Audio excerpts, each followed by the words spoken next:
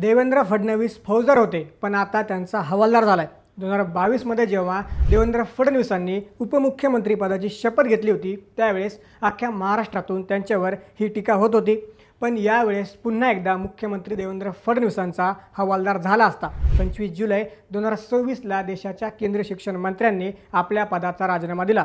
ज्या दिवशी धर्मेंद्र प्रधानांनी राजीनामा दिला, त्याच दिवशी महाराष्ट्राचे मुख्यमंत्री देवेंद्र फडणवीस तातडीने दिल्लीला रवाना झाले।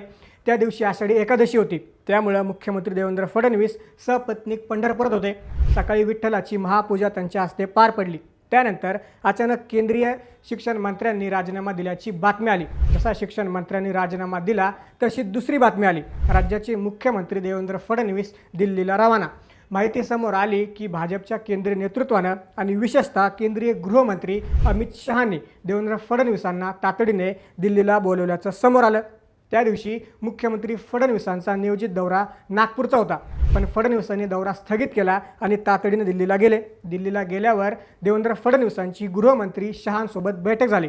या बैठकीत गृहमंत्र्यांनी मुख्यमंत्र्यांना थेट केंद्रीय शिक्षण मंत्रिपदाविषयी विचारणा केली। महाराष्ट्राचं मुख्यमंत्रीपद सोडून केंद्रातील शिक्षण मंत्रिपद स्वीकारावं अशी विनंती अमित शहांनी फडणवीसांना केल्याचं बोललं जात आहे। पण मुख्यमंत्री देवेंद्र फडणवीसांनी हे पद नाकारल्याचं सांगितलं जात आहे। जसं देवेंद्र फडणवीस दिल्लीला रवाना झाले, तसं संपूर्ण देशात आणि महाराष्ट्रात फडणवीसांच्या शिक्षण मंत्रिपदाविषयी चर्चा सुरू झाली होती। अगदी मोठमोठ्या हिंदी चॅनल्स आणि पत्रकारांनी देवेंद्र फडणवीसांच्या शिक्षण मंत्रिपदाचं भाकीत केलं होतं, पण तसं काही झालंच नाही। त्याच दिवशी रात्री केंद्रीय मंत्री प्रल्हाद जोशी यांना केंद्रीय शिक्षण मंत्रिपदाचा अतिरिक्त कारभार देण्यात आला। मग पुढे बातमी आली की जी अमित शहांसोबत फडणवीसांची बैठक झाली, त्यात खासदार श्रीकांत शिंदेंच्या नावाची चर्चा झाली। ज्या प्रकारे 2022ला देवेंद्र फडणवीसांना जबरदस्ती उपमुख्यमंत्रीपद स्वीकारण्यास भाग पाडलं होतं, तसं यावेळेस मात्र काही झालं नाही। देवेंद्र फडणवीसांनी महाराष्ट्राचं मुख्यमंत्रीपद सोडण्यास आणि केंद्रीय शिक्षण मंत्रिपद स्वीकारण्यास नकार दिल्याचं समजतंय। नक्की काय घडलं? देवेंद्र फडणवीसांनी अमित शहांना नकार दिला का? जाणून घेऊया या व्हिडिओच्या माध्यमातून। नमस्कार, मी महेश नाकाडे आणि तुम्ही पाहताय थोडक्यात। जेव्हा 2022 शिवसेनेत फूट पडली, तेव्हा राज्याच्या राजकारणात मोठी उलथापालथ झाली। एकनाथ शिंदे आणि त्यांच्यासोबत जवळपास 40 आमदारांनी उद्धव ठाकरेंविरोधात उघडपणे बंड पुकारलं। या संपूर्ण राजकीय घडामोडींमध्ये एकनाथ शिंदेंना भाजप आणि विशेषतः देवेंद्र फडणवीसांनी मोठी ताकद दिली, मार्गदर्शन केलं आणि पडद्यामागून सर्व सूत्र हलवली। याच बळावर एकनाथ शिंदे यांचं बंड यशस्वी झालं आणि महायुतीचं सरकार स्थापन झालं। या मोठ्या सत्ता नाट्यानंतर देवेंद्र फडणवीस राज्याचे पुन्हा मुख्यमंत्री होतील असा सर्वांनाच विश्वास होता, कारण 14 ते 19 या काळात त्यांनी तब्बल 5 वर्ष मुख्यमंत्रीपदाची धुरा सांभाळली होती। त्यामुळं त्यांचा दांडगा अनुभव पाहता तेच पुन्हा राज्याचे प्रमुख होतील हे जवळपास निश्चित मानलं जात होतं। पण राजकारणात कधी काय होईल सांगता येत नाही। अगदी ऐनवेळी दिल्लीतील भाजप वरिष्ठ नेतृत्वानं आदेश दिला आणि सर्व समीकरणं बदलली।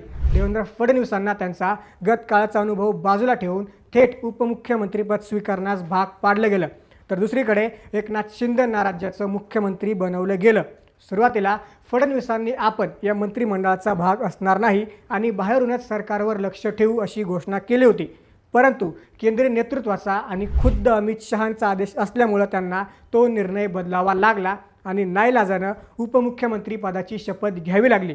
त्यावेळेस महाराष्ट्राच्या राजकीय वर्तुळात तीव्र प्रतिक्रिया उमटल्या होत्या आणि राजकीय विरोधकांकडून अगदी हिणवून सांगण्यात आलं होतं की फौजदाराचा हवालदार झाला।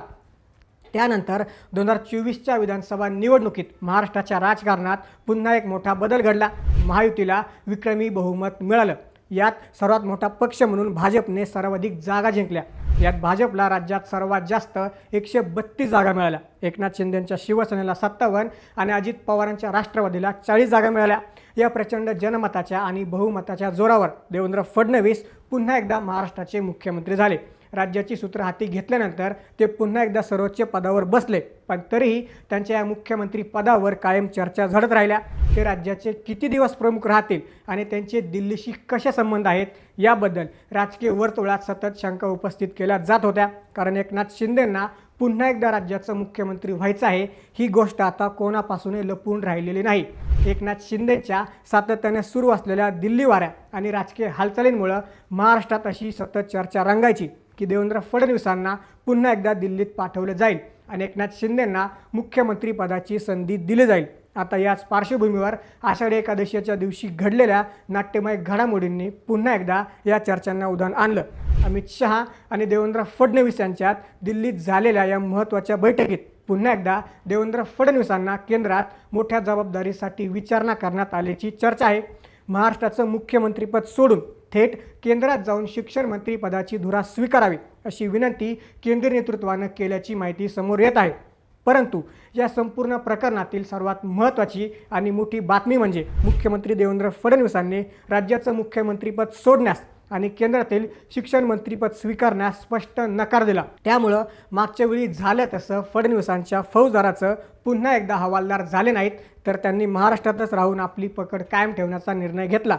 त्याच उच्चस्तरीय बैठकीत देवेंद्र फडणवीसांनी केंद्रातील या पदाची ऑफर नाकारल्यामुळं ऐनवेळी केंद्रीय मंत्रिमंडळातील शिक्षण पदाचा तात्पुरता अतिरिक्त कारभार ज्येष्ठ मंत्री प्रल्हाद जोशी यांच्याकडे सोपवावा लागला. केंद्राच्या या योजनेला मुख्यमंत्र्यांनी विरोध केल्यामुळं राजकीय वर्तुळात खळबळ उडाली आणि वेगवेगळ्या चर्चांना उधाण आलं. दिल्लीत चाललेल्या या घडामोडींमुळं थेट महाराष्ट्राच्या राजकारणावर काय परिणाम होणार याबद्दल तर्कवितर्क लढवले जात होते. नेमकी याच अफवांना आणि चर्चेला पूर्णविराम देण्यासाठी मुख्यमंत्र्यांनी स्वतः समोर येत आपली ठाम भूमिका स्पष्ट केली. मी आज नागपुरात आहे, संध्याकाळी मुंबईला जाणार असून मी मुंबईतच आहे आणि महाराष्ट्रातच राहणार आहे अशा स्पष्ट शब्दात मुख्यमंत्री देवेंद्र फडणवीस यांनी त्यांच्या केंद्रातल्या संभावित नियुक्तीबाबत सुरू असलेल्या सर्व चर्चांना पूर्णविराम दिला. नागपूर येथे एका जाहीर कार्यक्रमात महाआरोग्य शिबिराच्या उद्घाटनानंतर ते थेट प्रसारमाध्यमांशी संवाद साधत होते. गेल्या काही दिवसांपासून देवेंद्र फडणवीस दिल्लीत जाऊन एक मोठी आणि महत्त्वाची राष्ट्रीय जबाबदारी सांभाळणार असल्याची राजकीय वर्तुळात जोरदार चर्चा सुरू होती. केंद्रीय शिक्षण मंत्री धर्मेंद्र प्रधान यांनी शनिवारी अचानक आपल्या पदाचा राजीनामा दिल्यापासून आणि त्यानंतर लगेचच देवेंद्र फडणवीस तातडीने दिल्लीला रवाना झाल्यापासून या चर्चांना प्रचंड उधाण आलं होतं. मात्र माध्यमांसमोर येऊन त्यांनी या सर्व शक्यता आणि तर्क पूर्णपणे फेटाळून लावले. महाराष्ट्राच्या मुख्यमंत्र्यांनी घेतलेल्या या भूमिकेमुळं आणि त्यांच्या स्पष्टोक्तीमुळं मागील काही दिवसांपासून दिल्ली आणि मुंबईत चाललेल्या चर्चांना आता पूर्णविराम मिळाला आहे. आता यानंतर केंद्रीय शिक्षण मंत्री पदासाठी एकनाथ शिंदेंचे चिरंजीव खासदार श्रीकांत शिंदे यांचं नाव चर्चेत आहे. त्यांच्यासोबतच केंद्रीय राज्यमंत्री जयंत चौधरी आणि खासदार राघव चड्ढा यांच्या नावाचीही चर्चा आहे. राघव चड्ढा यांनी काही दिवसांपूर्वीच आम आदमी पक्षातून भाजपमध्ये प्रवेश केला आहे. पण आता यापैकी नक्की कोणाला पूर्णवेळ देशाचा केंद्रीय शिक्षण मंत्री केलं जातं हे महत्त्वाचं ठरणार आहे. पण आता तरी देवेंद्र फडणवीसांनी अमित शहांना केंद्रात जाण्यास नकार दिला आहे. आता भविष्यात देवेंद्र फडणवीस कधी केंद्रात जातील की नाही हे पाहणंसुद्धा महत्त्वाचं ठरणार आहे. या सर्व घडामोडींबद्दल तुम्हाला काय वाटतं आम्हाला कमेंट्समध्ये नक्की सांगा. तसंच राजकीय घडामोडी जाणून घेण्यासाठी थोडक्यातला नक्की सबस्क्राईब करा.